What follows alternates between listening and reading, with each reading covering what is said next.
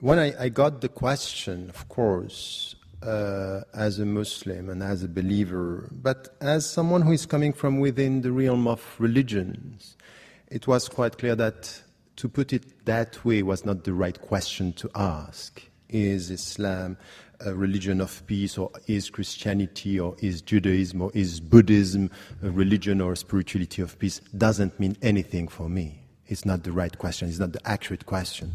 Not because I think that there is a good Islam and the right Islam, and there are people who are acting in the name of Islam who are not representing what Islam is. This is not my point. I never said that, by the way. But the point for me is really to try to deal with a phenomenon, with religion from within, and to try to understand the dynamics and to understand the trends and to understand the diversity. So just to essentialize one religion by saying it's all about war, it's all about peace, and even, said by George W. Bush, doesn't mean anything for me. So this is one point which is important. But religions, and all the religions, and Islam among all the other religions, are dealing with human beings. And if you deal with human beings, you deal with violence and you deal with peace. You deal with violence. Because human beings, by definition, have to do with violence. They have to deal with aggressivity, with wars. And to expect from a religion not to tackle the issue is just to dream of something which is not going to happen. All the spirituality, go for Buddhism or go for the Bhagavad Gita, you deal with violence. So this is it. Now, what is the answer coming from religions and from trends when it comes to violence and to peace? This is the right question for me. Do we have something which is coming and helping us to go towards peace? This is, for me, the right question. So now, once again, when I have people speaking from outside, and it's especially the case these days when it comes to Islam, is we speak about Islam and we speak about, something which is a religion that is perceived through one window or through one interpretation, and we very often take what is visible through the media. But Islam is as complex as Christianity and Judaism and Buddhism and Hinduism. It's a diversity of interpretations. Yes, you are right. The Quran is for the Muslims the very word of God. But many interpretations and many ways of dealing with the books. The problem is not the book, the problem is the reader. It's the way... No, we have only 10 minutes. So... This is why when, for example, you take a text, and you can do this with the Bible, with the Torah, the Gospels, it's always the same. Tell me the way you read, I will know what is in your mind, but not for sure what is in the text. And this is something which is the starting point of a serious discussion in theology. Because I don't like all these intellectuals and philosophers and even journalists. They are very keen on understanding the complexity of philosophies and the simplicity of religions. That's not right. And the one to blame sometimes are the religious people themselves, because the way they present their religion is something which is all of dream and hopes and not dealing with the reality, which is a complex reality. And this is where I think we have to come to a better understanding. So, very often when I deal with such topics, I just have to start with the very beginning. We want to deal with the religion, let us speak about religious issues and religious understanding. Not to avoid the starting to just to come to newspapers and headlines.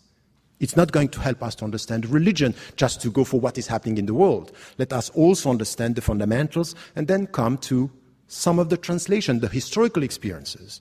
Because as much as you can speak about September 11, you can speak about the 16th century under the empire, the Ottoman Empire, which was a great civilization with a diversity, Christians and Jews and even non-believers working and living together. We are always speaking about Andalusia. But we can't prove everything with history if we don't get a sense of what are the principles we are talking about. So, for example, coming from a religious viewpoint, I wouldn't say Islam is the religion of peace. I say Islam is the religion for human beings. It deals with peace and it deals with violence. And it helps the people to go from violence towards peace. It's a way towards peace, but it's not a peaceful reality, because we are not peaceful beings. We are all in tension.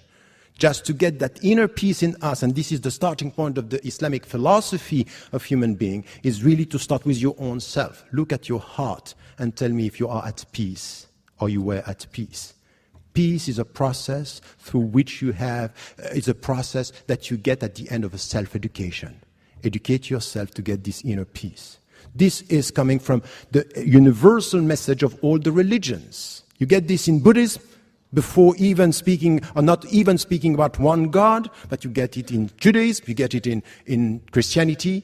Educate yourself to get that peace. So you have to deal with your inner wars and tensions. So this is the way we have to deal with the issue about peace. And the starting point is spirituality. Why? Because at the end of the day, it's really something which is important. And this is the difference that you can find between Islam and the Greek tradition. If you come back to Socrates, Socrates was saying your body in itself is bad. And this is why you have the soul helping you to educate your body and to master your body. In Islam, there is nothing like that. Your body is not bad, is not good, and your soul is not bad, is not good. It depends on what you are going to make out of it.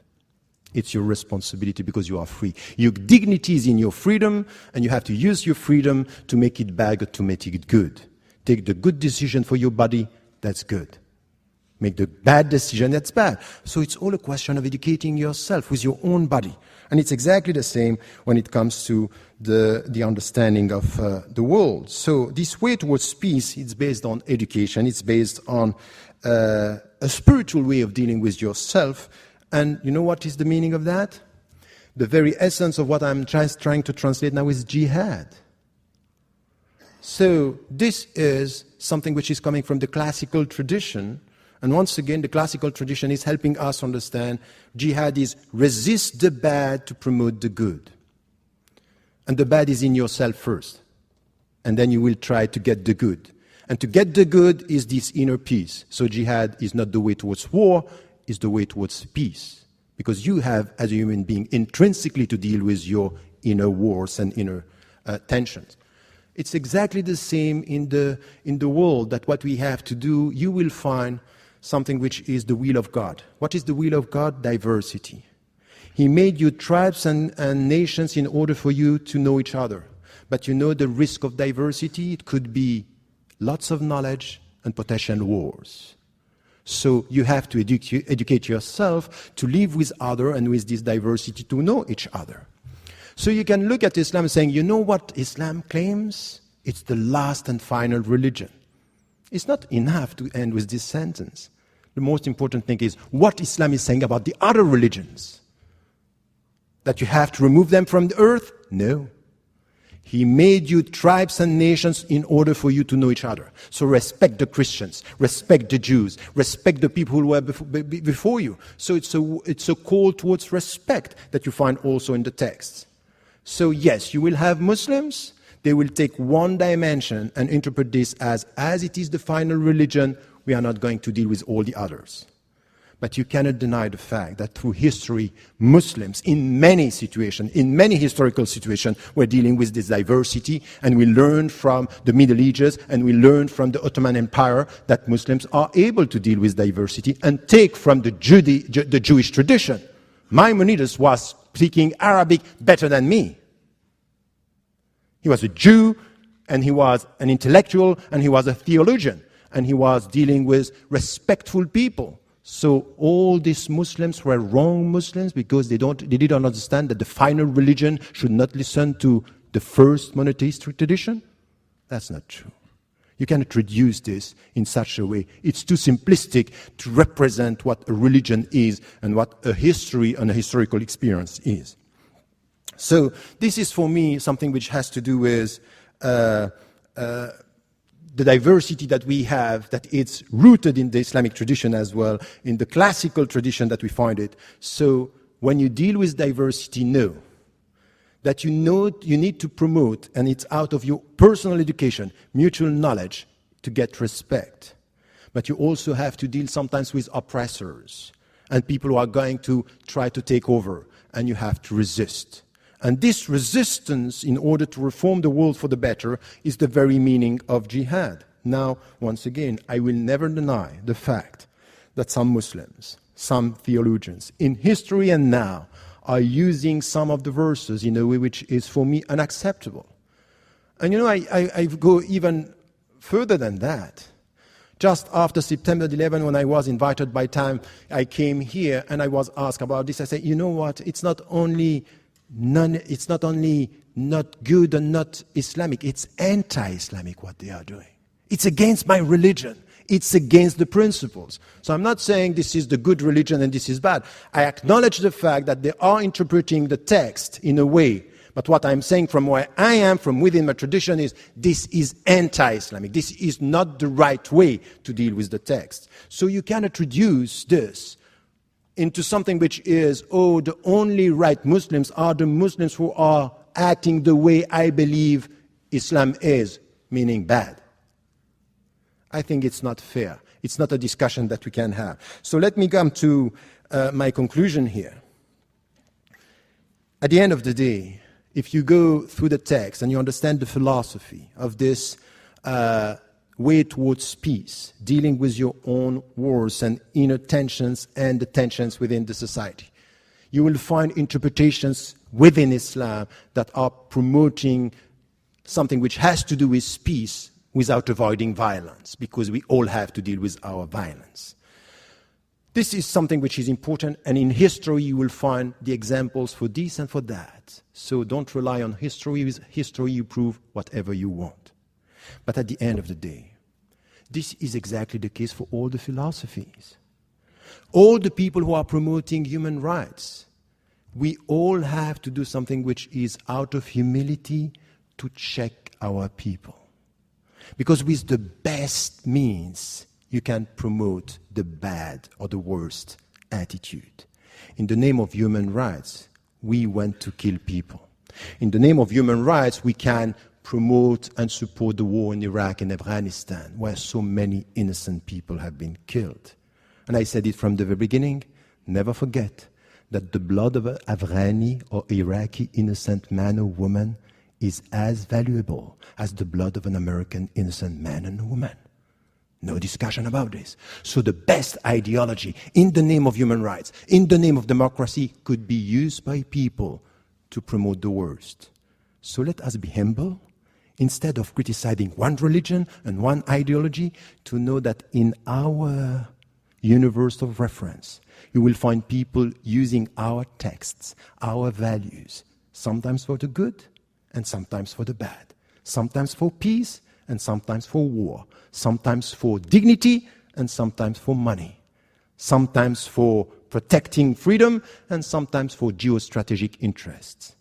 It's not right to essentialize by saying, all the wars on human rights, for human rights, or all these philosophies are right or wrong, or promoting a philosophy or a religion of violence. I think that these kind of conclusions are very dangerous, because they don't give us the opportunity to find in any single religion, in any single philosophy, people of goodwill. These are the people who can talk to each other, understand each other, and make it possible to live in diversity and in mutual respect. Thank you.